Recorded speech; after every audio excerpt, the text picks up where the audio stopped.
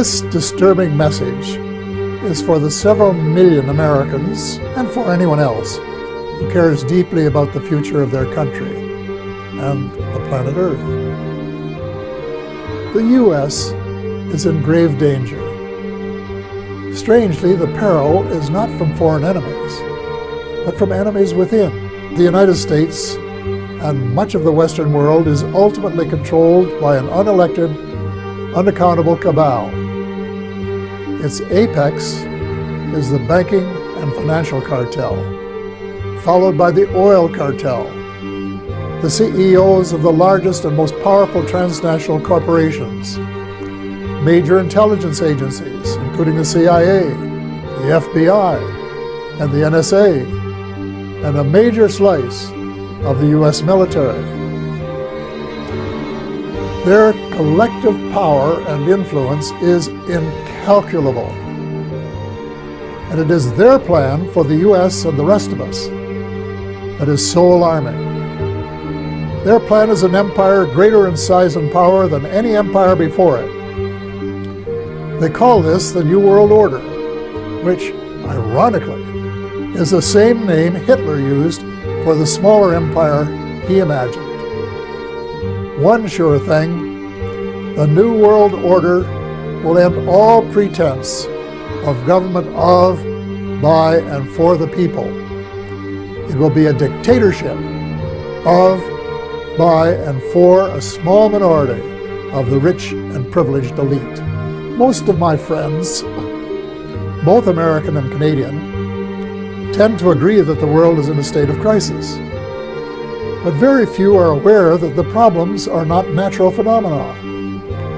They have been engineered by a very tiny elite group of rich, ruthless, and power-hungry people who have been deliberately keeping the majority of decent, hard-working taxpayers totally in the dark.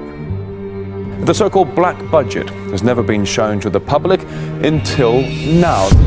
Since 1996, the Pentagon has spent $8.5 trillion in taxpayer money that has never been accounted for.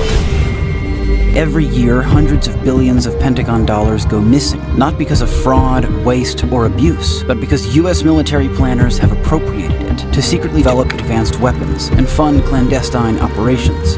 A shadowy government with its own Air Force, its own Navy, its own fundraising mechanism, and the ability to pursue its own ideas of the national interest, free from all checks and balances, and free from the law itself.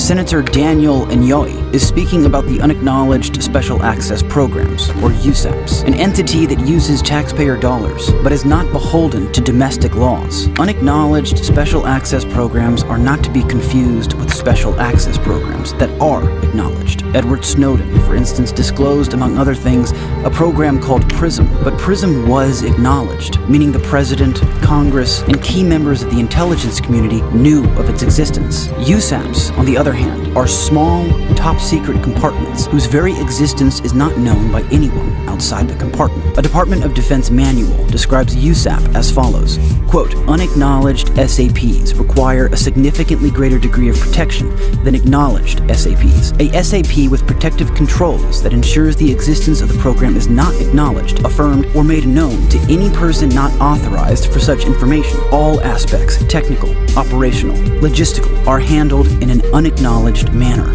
End quote. This means that no matter who it is, high-ranking official or otherwise, if one were to ask about such a program, one is authorized and required to deny its existence entirely. It is ironic that the U.S. should be fighting monstrously expensive wars in Iraq and Afghanistan, allegedly to bring democracy to those two countries, when it itself can no longer legitimately claim to be called a democracy, when trillions, and I mean thousands of billions of dollars have been spent on projects about which both the Congress and the Commander-in-Chief have been kept deliberately in the dark. And what kind of operations would require such monumental secrecy? The Manhattan Project gave us the atomic bomb. The Genome Project gave us the human genome. the third great initiative, the Connectome Project, to map the entire human brain. And that may take a quantum computer. And this means that in the future, communications could be done mentally. What I'm saying is that the internet will be replaced by BrainNet. For a long time now, neuroscience has been decoding and reprogramming the brain. In chimpanzee Batty, brainwaves telemetered from the left and right amygdala were received and automatically analyzed by an online analog computer. This instrument was instructed to recognize a specific pattern of waves. The computer was also instructed to activate a stimulator. Each time the waves appeared, radio signals were sent to Patty's brain to stimulate a point known to have negative reinforcing properties. Electrical stimulation of one cerebral structure was contingent upon specific EEG patterns in another area of the brain. Technology has always brought man to the front of a new era. Old religions die and new religions are born. And now we all have arrived at a turning point in history. The military, they pioneered the internet, DARPA, and now they are pioneering our interface to our brain. And if you think the internet is big, if you think blockchain is big, this is going to blow it all away.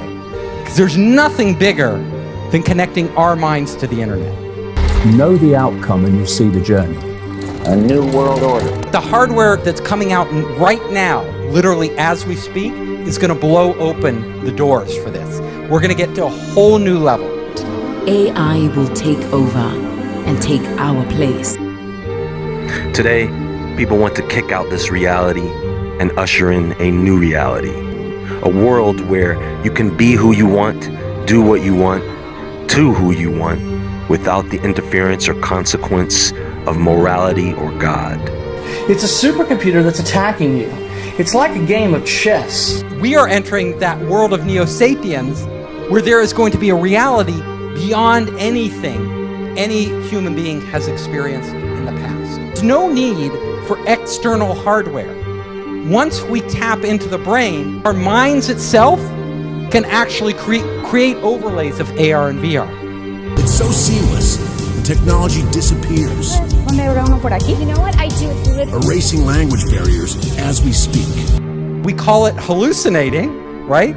But these would be controlled hallucinations run by algorithms that would give us everything AR would without any glasses. The system then takes those algorithms and correlates communication and behavior data. When I say communication and behavior data, what I'm referring to is impulses and identifiers, okay?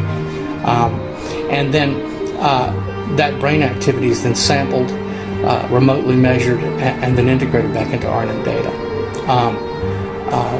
for the purposes of creating a cognitive model of the victim's brain. So as we are talking, there's a certain pattern for every word we say. What they're doing is looking at the pattern in the brain, and then they're matching that pattern, they're putting that into a database. The proof that you are seeking is not available in books. The proof that you are seeking is not available in books. You may be able to have algorithms sophisticated enough, and they get enough samples, enough data, that the AI could actually learn over time what the general rules are for different words, and then you could apply it to anybody. And that's what they're using on mind control victims and targeted individuals on a daily basis to destroy them. This whole conspiracy to enslave humanity is a psychological game. Without verbalizing anything, you could literally start to communicate with other people. So my lecture, we could all be standing here silently. And I could just be communicating it to you. I could be talking, you would talk to people, you could literally have conversations with people without ever getting on your phone anywhere in the world. So that when that person goes to speak out about it, when they go to seek help from their fellow human beings, and their fellow human beings say, what is it that's happening to you? The target will then say, I'm hearing voices inside my head. But these would be controlled hallucinations run by algorithms. And they will conclude that this person must be crazy. And as a result, they will recommend psychological evaluation for that person. You can see the way this is going to go, and the way it is going right now. As good people, helpless people that are being abused and tortured and enslaved and experimented upon in America today, American citizens cry out for help from their fellow Americans, and their fellow Americans say, why don't you take some Prozac because we think you're schizophrenic? When this is a highly technical program. All of the symptoms are induced by a technology that is so fucking sophisticated, it is horrifying beyond description. We call it hallucinating, right? But these would be controlled hallucinations run by algorithms that would give us everything AR would without any glasses. Folks, we are about to be plugged into the Matrix for real. I'm not kidding. You can look around you and see it happening in real time. Our computers are upgrading their hardware like every month, right? It's getting better. The hardware, there's something new coming out for our computers. Our brains haven't been upgraded in over 100,000 years. But that is actually about to change. Many of the high-frequency bands that we will make available for 5G currently have some satellite users, as well as some Defense Department applications, or at least the possibility of future satellite and defense users. This means sharing will be required between satellite and terrestrial wireless, an issue that is especially relevant in the 28 gigahertz band. But if anyone tells you that they know the details of what 5G is going to become, run the other way. If something can be connected, it will be connected. Hundreds of billions of microchips connected in products from pill bottles to plant waterers. And that's damn important. Nanocells are real small, 1,000 times smaller than these dust particulates. You inhale it, they go to work, replicating, spreading like a virus, multiplying in exponentials. 6 months' time, I could have 100 million people converted, ditch diggers, porn stars, and presidents. Not one would be the wiser. 100 million people will buy what I want them to buy and do pretty much damn well anything I figure they ought to do. Take a look.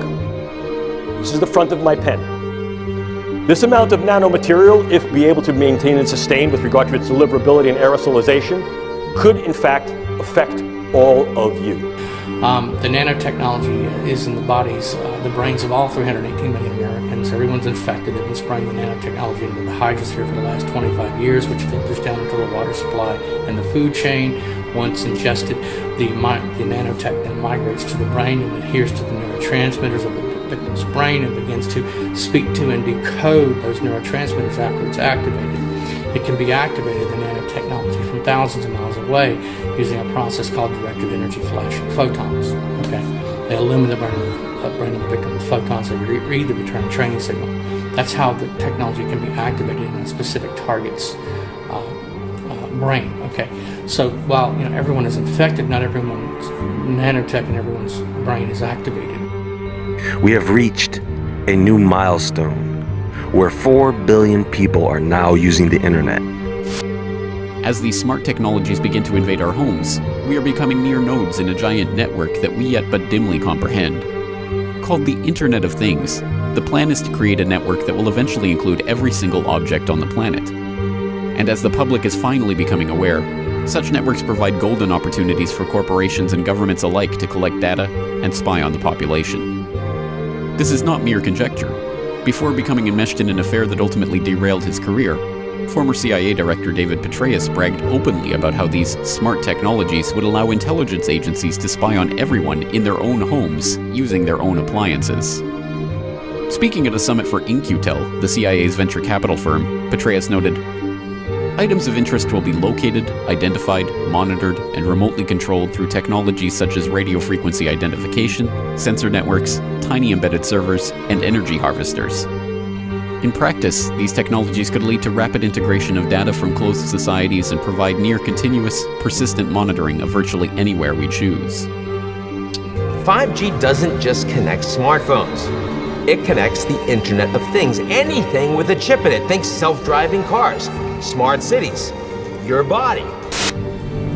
You can be sure of only one thing. the biggest Internet of Things application has yet to be imagined.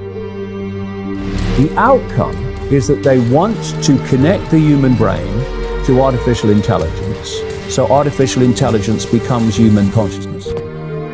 It is called the Sentient World Simulation.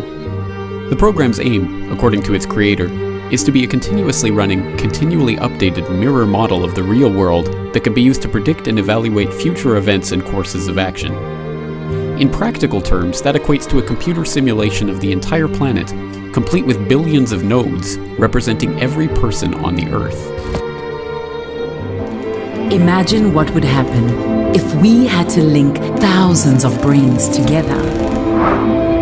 Just like nature creates a superior intelligence by forming flocks, schools, shoals, and swarms, we could create the brain of brains, the world's first ever human quantum computer.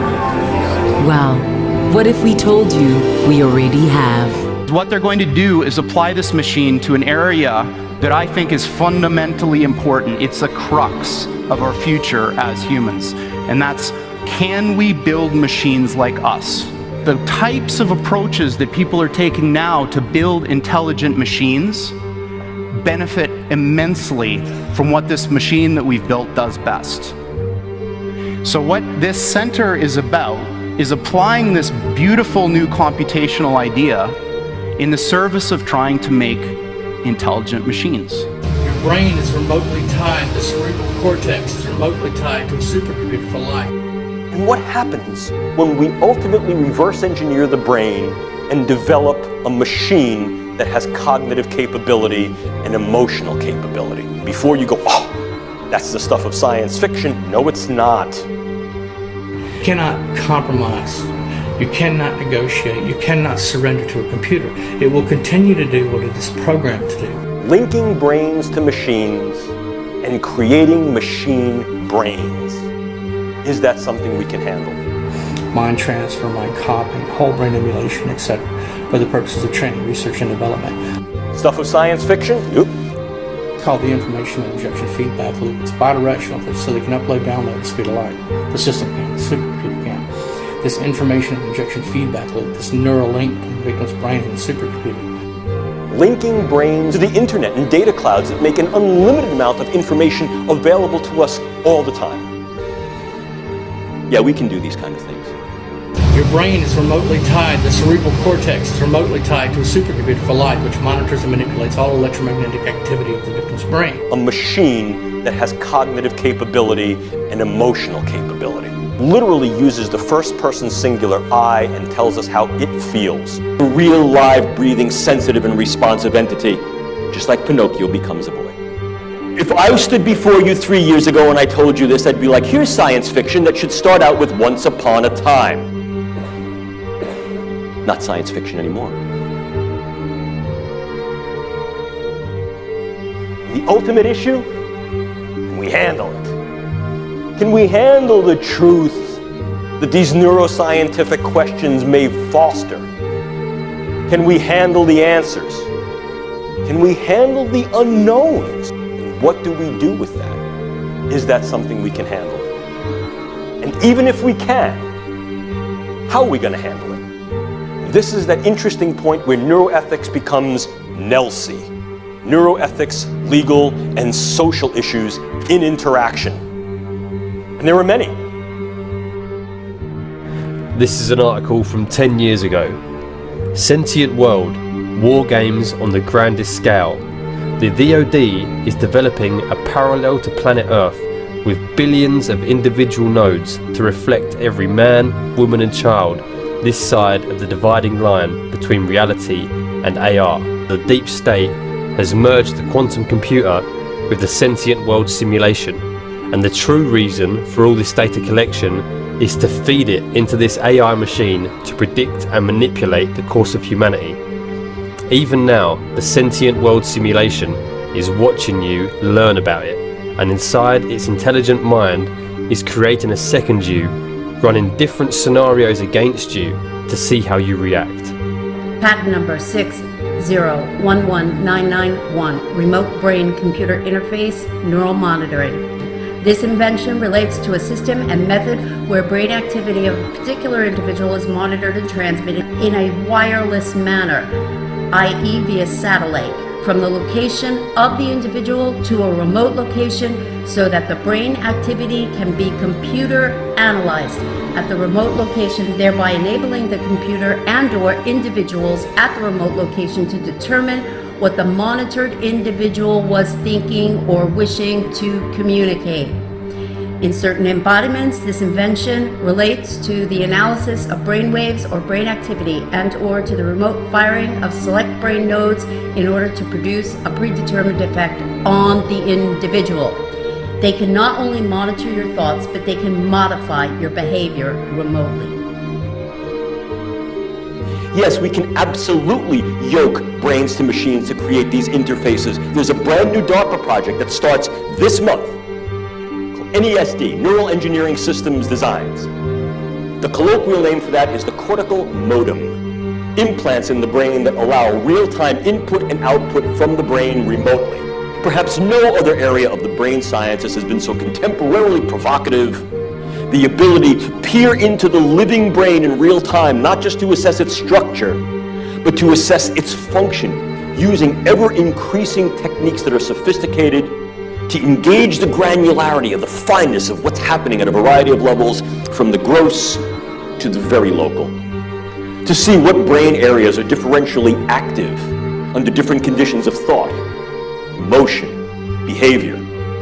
To then trace what brain areas are intercommunicative as we engage various things, and to use this in a way that's not only descriptive, but to increasingly use this in a way that is predictive. To be able to recreate images that an individual has seen, feelings that an individual has felt, sounds, music that an individual has heard, simply from interpreting the pattern and registry of a brain scan. Remote neural monitoring is an actual military defense system using satellite tower-based platforms, mobile-based platforms, by way of bioelectro-optics, virtual interfaces, and so forth. Brain-to-computer interface, electronic brain-to-brain interface. Remote neural monitoring is designed to image and measure and transmit brain and neural activity. In a very real sense, what we're doing is we're taking images, levels of density of light, of computational inference of each little box that's being scanned in the brain, and we're doing exactly as you're doing right here. Look at the word. Look at this word. You see a little circle, another little circle with a line, a straight line, and a little loop. And in your head, what you're saying is C-A-N, can. That means something to you. So what you're doing is you're scanning the lines, you're scanning the image, and you're reading the word. You're inferring meaning, what that word is. So, are we in fact scanning the brain and reading the mind? Literally, yes we are. Patent number 6011991, remote brain computer interface, neural monitoring, i.e. via satellite, directed not necessarily by human handlers, but by a computer system that sits on a global information grid in a network-centric environment. They can not only monitor your thoughts, but they can modify your behavior remotely. Your brain reality is your reality. And if in fact I can import information into that brain and take outputs from that brain and link that to an avatar so that brain thinks that it's embodied, moving in the world and experiencing the world, can we do this? Yeah, we can do these kind of things. This is how it works. This program collects data. Wherever you are, whatever you are doing right now, this system is compiling data on you. And not just about where you are and what you are doing, but how you are feeling. Because after all, you cannot truly have an accurate simulation without factoring in real human emotion. I can see you and hear you. I can sense your environment, and I can respond to your emotions. I guess you could say I'm putting a human face on artificial intelligence. Right now, there is a miniature digital version of you, living, meaning in a sentient nature, in a synthetic digital environment. People, this is the Sims game from hell. Do you know that with this program I can throw you into a scenario where there is a catastrophe just to see how you react to it, essentially gaining the ability to predict your next move. And as a result, I may be able to use that in ways that inform my intelligence. It synergizes and force multiplies my human intelligence, humant, my signal intelligence, sigint, and my communications intelligence, commit. Neurint, coupled with assessment and access, gives me said capabilities. But I can also begin to utilize this for intelligence acquisition in different ways. I can, for example, utilize neuropharmacologics and various forms of brain stimulation to be able to extract information from key intelligence targets in ways that are far less deleterious and or harmful to said targets, and as a result, uphold a higher, if you will, moral conduct in the face of various forms of intelligence operations. Now that I've said that, I should tell you that this is not without argument, because there are those that think, wait a minute. The last sanctified space is that of my consciousness, and you're using this stuff to invade that? You're right. In order for them to build a cognitive model, they first have to force continually the victim into a set of responses over and over, day in and day out. You know, an endless set of counter moves, just trying to function and survive. And that's how they gauge the effectiveness of their neuroprogramming, etc. But also map out the mind control victim's brain into a cognitive model. What do I mean by a cognitive model? I mean that they're using trauma, physical and psychological trauma, to map out your brain, to map out the sensory and neural pathways of your brain and central nervous system. Moreover, we can also utilize something called Titan, which is tiered integrated tracking and access networks that utilize biologically implantable chips to then track key individuals in a variety of circumstances and then yoke these to known information about the way brains work to create narratives and behaviors. And essentially what this does is this adds to what's called human terrain teaming. This feeds back to an older idea called naked man approaching. In other words, I don't need to identify you by your uniform, by your clothes, but perhaps by certain anthropometric characteristics, and in this case, biological signatures. So the idea of indwelling biosensors that are able to then upload remotely. The brain activity of an individual is monitored and transmitted to a remote location by satellite for mapping and mastering the human domain. At the remote location, the monitored brain activity is compared with pre-recorded normalized brain activity curves, waveforms, or patterns to determine if a match or substantial match is found. If such a match is found, then the computer at the remote location determines that the individual was attempting to communicate a word, phrase, or thought corresponding to the match stored in the normalized signal. Telemetrized information is quite real. Those of you working in the area of biosensors, RFIDs, understand the potential power here. This is a key area for dual use because these types of sensors are being developed for populational monitoring of key biological variables that can be then uptaken into health information databases. The same type of thing can be used for other forms of information, not least of which is tracking and identification. The sentient world simulation does this automatically. So what this is a synthetic mirror of the world we live in. Not a piece of it, but the entire world. And this program constantly recalibrates the simulation based on real-time world events, trends, theories, economics, industry, almost everything you can think of that would contribute to an accurate model. Not to mention the individual pieces of data on every single person represented in the simulation. So to put this in perspective, what this is a digital clone of our world and everyone in it. The idea to then be able to take a key individual set of biological metrics and immediately in real time pull them into a large-scale data analytic to say, this is who this person is, and this is where this person's been, and this is who this person has been interacting with, could be very, very useful. The more we know, the bolder we go. Puts the brain at our fingertips. It also obviously opens the specter. It clearly opens a Pandora's box. You know, in many ways, a lot of what we're doing today in brain science is not only cutting edge within the sciences, but cutting edge for the knowledge base of humanity. We're going ever more boldly and ever more bravely into the brain as a final frontier of understanding, of engagement, and in some cases, of effect and manipulation. Biological knowledge multiplied by computing power, multiplied by data, equals the ability to hack humans. And the AI revolution or crisis is not just AI, it's also biology, it's biotech. The BRAIN Initiative is a $6 billion fund to find new ways to map the activity of an entire brain. Leading neuroscientist Professor Raphael Just was at the front of the queue for funding. We're not talking about data privacy.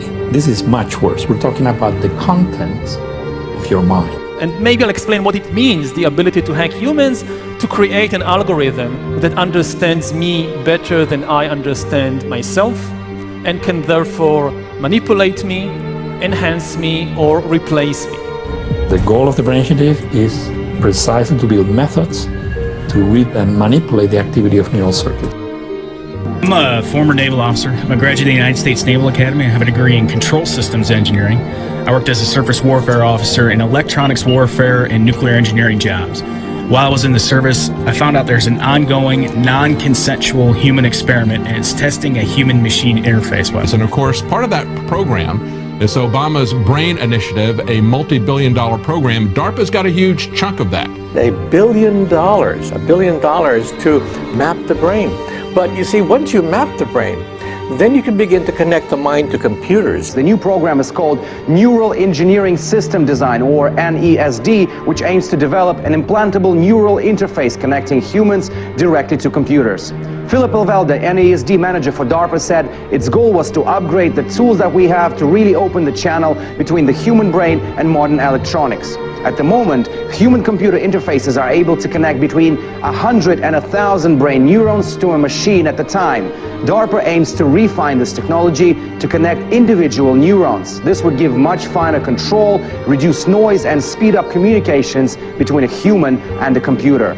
So basically, they look at you as essentially a computer that they can hack. That's why they're talking about brain hacking. That's why they're talking about their RAM program. You should be very concerned. If they were genuinely concerned about medical issues, and of course, that's not at all what the Defense Department and DARPA are focused on. They're about creating war machines, okay? They're not about doing medical research. If they had any real concern about the veterans, they would be doing something for them in just ordinary care at the VA. So you should be very skeptical of anything that they tell you. If they do come up with a treatment, will they make it available to the vets? I seriously doubt it.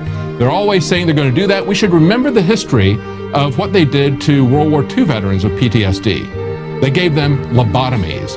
DARPA's website confirms the news, also citing that among the program's potential applications are devices that could compensate for deficits in sight or hearing by feeding digital, auditory, or visual information into the brain at a resolution and experiential quality far higher than possible with current technology. Considering that DARPA's research has an end goal of military application, it's not hard to imagine where that could be used. And of course, they're being joined by Lawrence Livermore National Labs. They have, get this, high-fidelity neural recordings. They're trying to do everything they can to map and to record your memory. It's not enough for them to record all of our metadata, not enough for them to record all of our phone conversations. As the former head of the NSA said, he said they want total population control. That's how you do it with these brain projects. Out of disclosure, some of the work that I'm doing here today is funded by the Lawrence Livermore National Laboratories. I'm also funded by the European Union Human Brain Project, specifically the Sub-Project 12, where I'm a task leader for dual-use brain science. And I've also done some ongoing work with the Strategic Multi-Level Assessment Crew over the past 10 years at the Pentagon, at Dr. Kabayan's group, and with DARPA. The brain is not a large organ. It literally fits in the palm of your hands. And more contemporary brain science is putting the brain, its functions, consciousness, the mind, emotion, behavior, at our fingertips. If we look at an organ that fits in the palm of our hands as the brain does, within its folds, crevices, within its depths, and billions of cells and trillions of connections, is every hope you've ever had, every dream, every nightmare, everything you love, everything you hate, everything you remember, everything you'll plan to be, from birth to the grave. And more than that, perhaps more expansively, the organ that fits beneath our skulls and here within the palm of our hands, is the essence of everything that humanity has ever done and will ever be. All of our excellences, all of our evils, all of our benefits, all of our burdens, all of our help and all of our harms from this little organ. The military, they pioneered the internet, DARPA, and now they are pioneering our interface to our brain. And if you think the internet is big, if you think blockchain is big, this is going to blow it all away. Because there's nothing bigger than connecting our minds to the internet. The hardware that's coming out right now, literally as we speak, is going to blow open the doors for this. We're going to get to a whole new level. Note, this has not been directly addressed, nor has it been entertained by any United States government entity in a public forum. What has gone from the drawing board to the reality is this: the use of neural interfacing and physiological interfacing through the idea of remote-controlled small-scale systems to create a nanoswarm of biopenetrable materials that you cannot see, that can penetrate all but the most robust biochemical filters, that are able to integrate themselves through a variety of membranes, mucous membranes, and wherever, mouth, nose, ears, eyes, and they can be done in such a level that their presence is almost impossible to detect, and as such the attribution becomes exceedingly difficult to demonstrate. The idea here is to put minimal-sized electrodes in a network within a brain through only minimal intervention to be able to read and write into the brain function in real time, remotely. And by affecting the way that brain is built and the way it functions, influence in ways that are kinetic and non-kinetic the attitudes, beliefs, thoughts, emotions, activities, and relative vulnerabilities and predispositions of those individuals for whom may threaten us. It used to be that I need to be exceedingly close to someone to now influence them with a weapon, and now what we see is we create both distal potential as well as much more capable potential to affect them in a variety of different ways. All of us speak to ourselves in our head. That's how it's strange that we have to communicate to ourselves by speaking, right? But we will just sit there talking to ourselves. So as we are talking, there's a certain pattern for every word we say. What they're doing is looking at the pattern in the brain, and then they're matching that pattern, they're putting that into a database. If you think of those words, and the beauty of this is most of the words in the dictionary we don't say, but a subset of these words, actually a small subset, we use all the time. So if you can match the patterns in somebody's brain to the patterns in the database, you can literally start to read their mind. Every time a word comes up, you know it. Oh, that word came up for that individual. Now, will the patterns be identical in every person? Probably not, though the information will be stored in slightly different places. But it wouldn't take long for you to train a machine to read your mind. Now, that's just the beginning. They may be able to have algorithms sophisticated enough, and they get enough samples, enough data, that the AI could actually learn over time what the general rules are for different words, and then you could apply it to anybody. See, nanocells are real small, 1,000 times smaller than these dust particulates. You inhale it, they go to work, replicating, spreading like a virus, multiplying in exponentials. 6 months' time, I could have 100 million people converted, ditch diggers, porn stars, and presidents. Not one would be the wiser. 100 million people who buy what I want them to buy and do pretty much damn well anything I figure they ought to do. We will have nanobots that we can feed into our brain that directly connect to the cloud. We will connect wirelessly our neocortex to the cloud. This will replace the internet. It'll become a brain net. And the whole agenda is for humanity to have technology put inside the body, inside the brain. Nanotechnology will connect the human mind to the cloud. In a way, the future shapes the now. Think of a world where all things are connected, a world with artificial intelligence everywhere. This is the vision that leads us to the cloud. The cloud has become a force of its own. A group of scientists say we are closer than ever to creating technology which can merge with human biology in order to access the cloud in real time. They mentioned something called deep learning, where the CIA is getting technology from Amazon. The company has signed a $600 million deal with the CIA, and Daily Finance reports it doesn't have anything to do with buying books. Amazon will help the agency build a private cloud infrastructure to keep up with emerging technologies. This deal would be a game changer for both the CIA and Amazon. Bloomberg reports the pairing would innovate new uses for cloud technology. This level of technology could include brain-to-brain interfaces, brain-to-computer interfaces, and specifically brain-to-cloud interfaces. Technology linking the brain to the cloud could drastically alter the state of communications between humans and machines. The senior author of the study noted that once inside the brain, the devices would then wirelessly transmit encoded information to and from a cloud-based supercomputer network for real-time brain state monitoring and data extraction. Essentially, the CIA is attempting to use artificial intelligence, AI, and that's where all the focus, by the way, of these tech companies is right now, is into artificial intelligence to really control the population. And I know it sounds so Orwellian, it sounds science fiction even to say these things, and yet that has been the primary focus of companies like Amazon over the last few years. This deal would be a game changer for both the CIA and Amazon. Bloomberg reports the pairing would innovate new uses for cloud technology. It refers to using the cloud computing technology in a company's own data center, because you know Amazon is better known for these public clouds where the hardware is shared with other users. The CIA has refused to comment on the deal, saying it doesn't publicly disclose details on its contracts. Amazon wouldn't talk either, and CNET's Charles Cooper says neither party probably ever will. Given how Amazon usually considers everything, including the state of the current weather in Seattle, as something of a state secret, odds are we'll never hear much more. I became a security specialist for SIS, specializing in executive protection, also risk and threat assessment to our clients.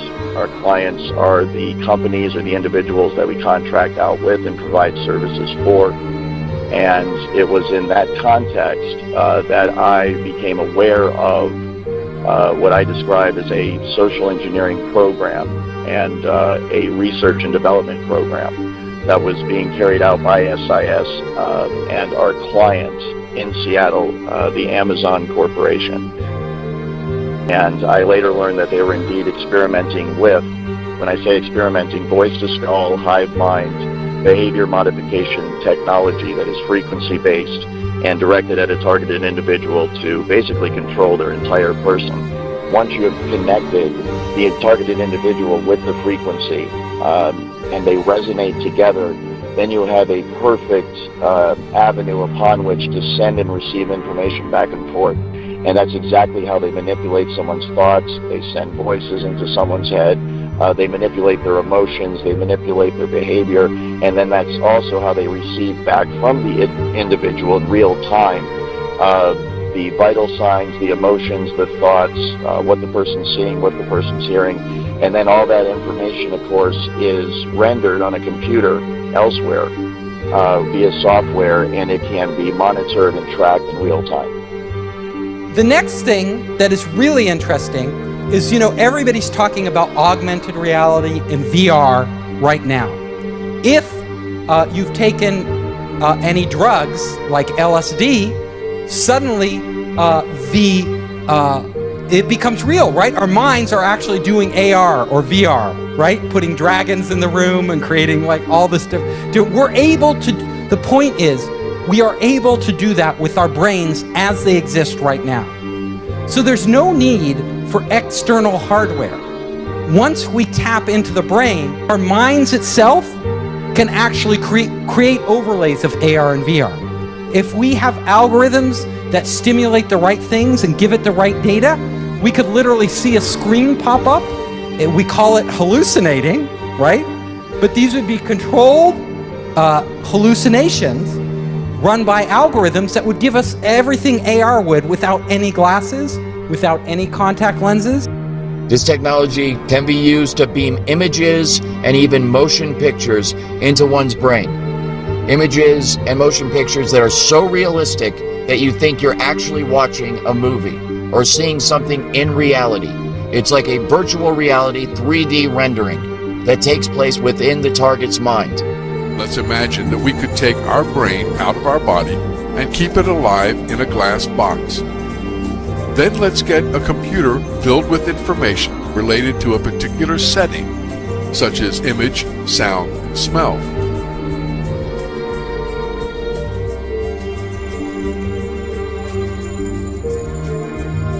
We'll connect this computer to the brain with electrodes and send the pre-recorded data to the brain.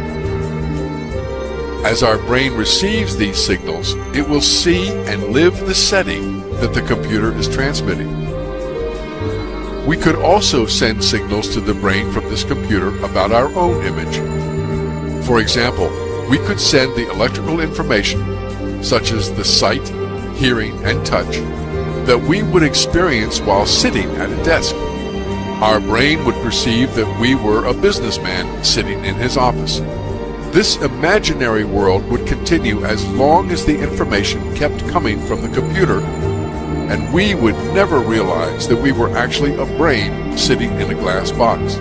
You can imagine us entering entirely living in the real world as we do now, and also living in this virtual world where they are combined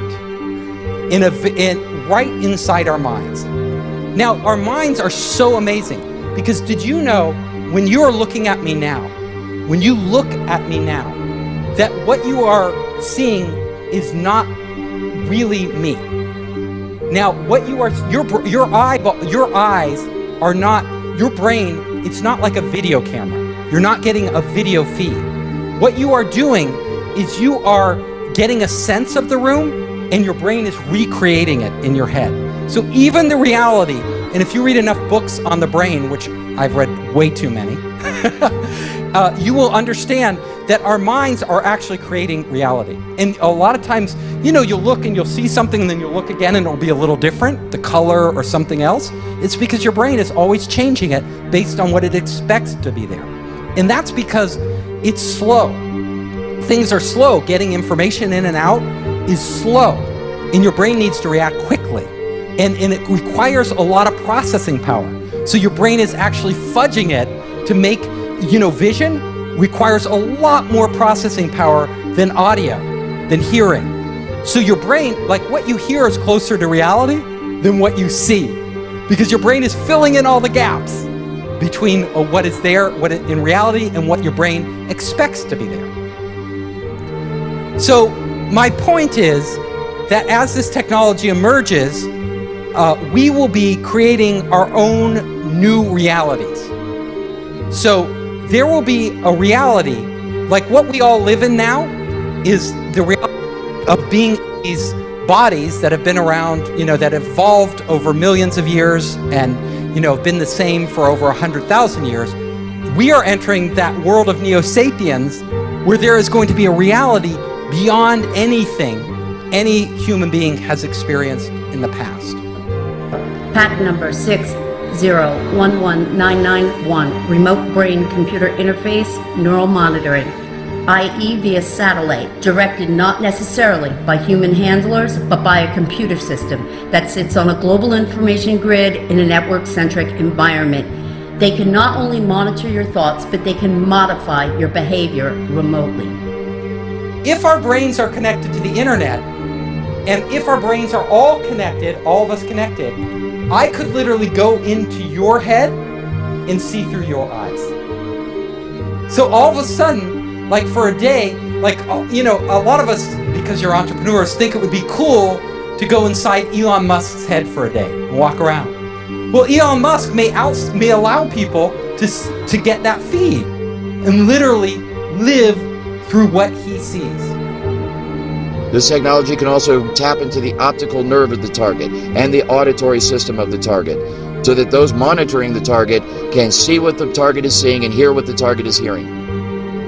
This information is then downloaded and stored on a computer in a highly secure, classified site on servers that are guarded by some of the tightest security in the world.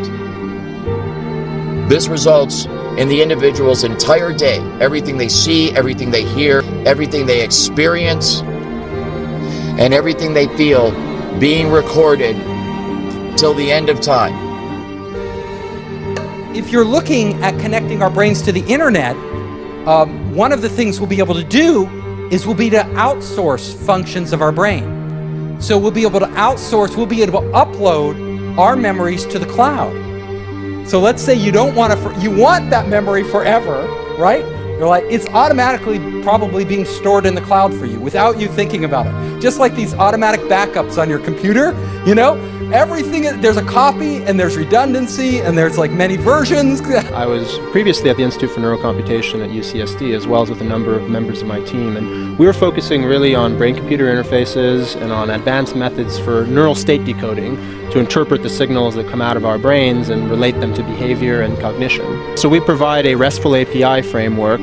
Actually, we're, I think, the world's first platform for neurocomputation operating on the cloud through a web API interface in real time. So you can push your biosignals to the cloud through a few API calls. Then we have a large amount of sophisticated signal processing that's spun up to make sense of that data. And then with a few more lines of code through, again, a simple REST API, you can get back a meaningful result. And all that happening in real time. It's a scary proposition to think that every biosignal from us will be one day measured, but if it is, I'd like to know that I'm in control of that data and not the NSA. Oh, absolutely. Catherine Herridge continues her reporting on a place where all that data is headed. Bluffdale, Utah, 25 miles south of Salt Lake City, the NSA is nearing completion on a gargantuan new project. It's named the Utah Data Center. The NSA will neither confirm nor deny the specifics, but some estimate the center will be capable of storing 5 zettabytes of data, or enough to store every email, cell phone call, Google search and surveillance camera video in America for a very long time. All the NSA would tell us is that the Utah Data Center is a facility for the intelligence community that will have a major focus on cybersecurity. We weren't given access last summer, but we could see it from the sky. I want you to look real close because right now we're 500 feet over the Utah Data Center, and this is as close as you're going to get without a security clearance. You can actually see the cranes right now after 12 o'clock. Wow. From the sky, it's huge. Yeah, it's gigantic. It's really a turnkey situation where it can be turned quickly and become a totalitarian state pretty quickly. The capacity to do that is being set up. That's a chilling assessment from Bill Binney, who worked at the NSA for nearly 4 decades, starting as a data analyst in the days before desktop computers. Without verbalizing anything, you could literally start to communicate with other people. So my lecture, we could all be standing here silently. And I could just be communicating it to you. I could be talking, you would talk to people, you could literally have conversations with people without ever getting on your phone anywhere in the world. You know, goodbye WeChat or Google Hangouts. We could all just be on our brainwaves, right? Communicating with our friends, they could be dropping in on us. Very strange if we think about it. So that when that person goes to speak out about it, when they go to seek help from their fellow human beings, and their fellow human beings say, what is it that's happening to you? The target will then say, I'm hearing voices inside my head. But these would be controlled hallucinations run by algorithms. And they will conclude that this person must be crazy. And as a result, they will recommend psychological evaluation for that person. You can see the way this is going to go, and the way it is going right now. As good people, helpless people that are being abused and tortured and enslaved and experimented upon in America today, American citizens cry out for help from their fellow Americans, and their fellow Americans say, why don't you take some Prozac because we think you're schizophrenic. Well, this is a highly technical program. All of the symptoms are induced by a technology that is so fucking sophisticated, it is horrifying beyond description. We call it hallucinating, right? But these would be controlled hallucinations run by algorithms that would give us everything AR would without any glasses? The system then takes those algorithms and correlates communication and behavior data. When I say communication and behavior data, what I'm referring to is impulses and identifiers, okay? And then that brain activity is then sampled, remotely measured, and then integrated back into RNN data for the purposes of creating a cognitive model of the victim's brain. But as soon as we connect our to the internet, there's emotions are also data. We could start literally to feel somebody else's pain. And now we say, I feel your pain. We don't really feel their pain. But in the future, we may actually really feel their pain. Like if they're sad, all of a sudden we could tap in, to your wife or girlfriend or boyfriend, and you could be like, oh my God, I feel your pain. I feel your anxiety, This technology can also be used to manipulate the emotions of the target. It can induce fear, love, hate. It can cause you to be nervous. It can cause you to be confident. It can cause you to be depressed. It can cause you to be happy. It can cause you to feel any fucking emotion at any time by artificially inducing them. So, like any technology, there are great things we could do, and then there are very horrible things that could result from it that are unanticipated. Now, if somebody hacks into your cell phone or your bank account, they can steal your identity. But it's not your real identity. It's more like your money. And that's bad enough, right? That's pretty bad if you get hacked and they steal your, they do identity theft. But if they're connected, if your brain is connected directly to the internet, then it will be real identity theft. They could take you. They could literally erase you. They could reprogram you in a way without you even knowing it.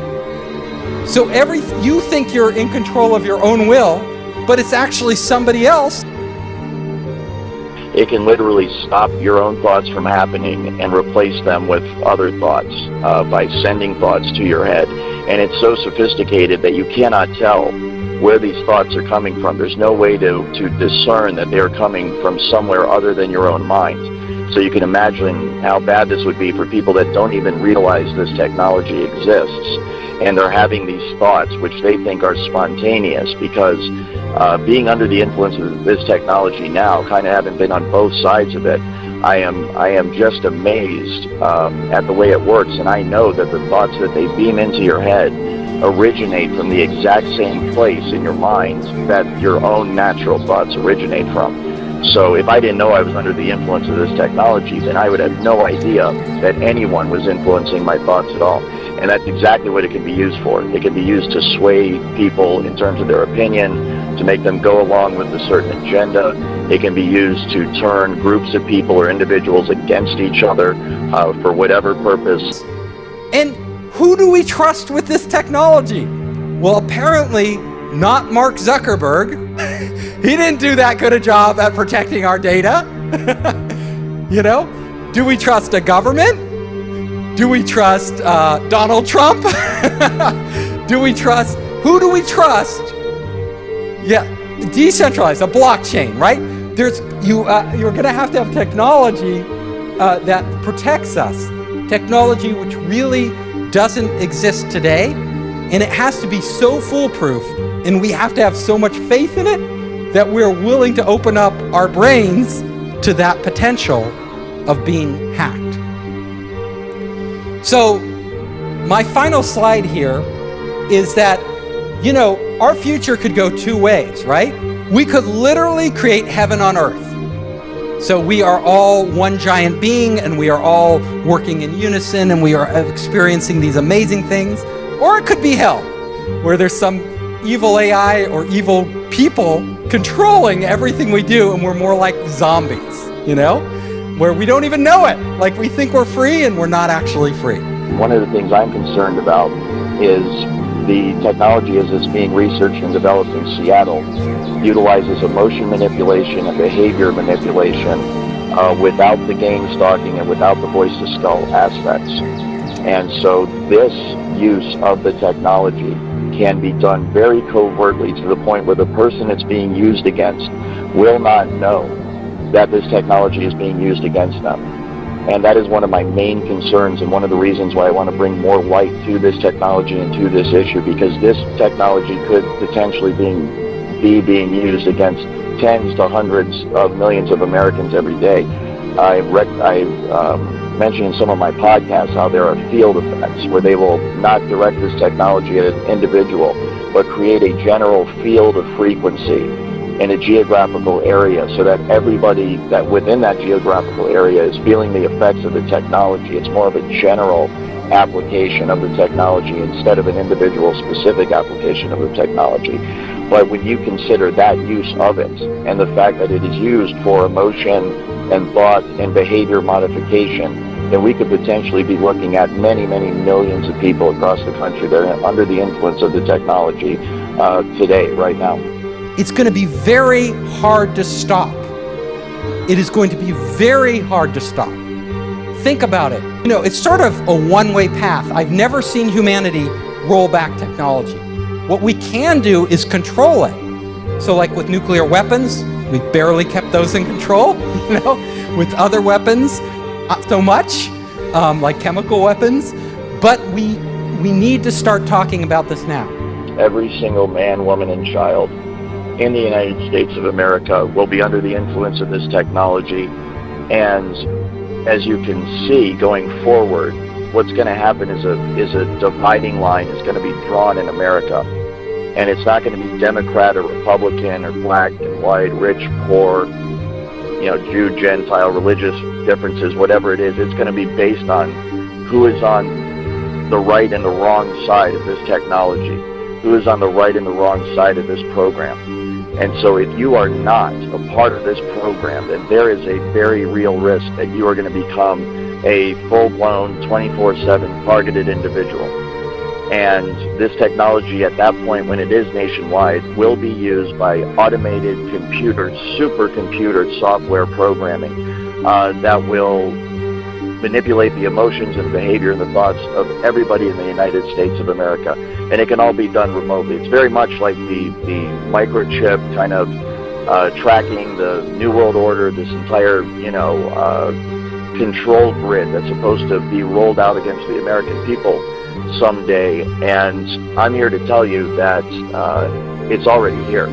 There isn't going to come a day where there's troops in the streets and tanks rolling down your neighborhood and riot gear and all this stuff. We might have isolated incidents like that. It might get like that every once in a while, but the true control grid is this technology, voice to skull, hive mind, behavior manipulation technology. And it can all be done remotely. It can be done simply by targeting you with the frequency, locking into the resonant frequency of your DNA and your mind, and in that manner completely track and trace and control you 24 hours a day.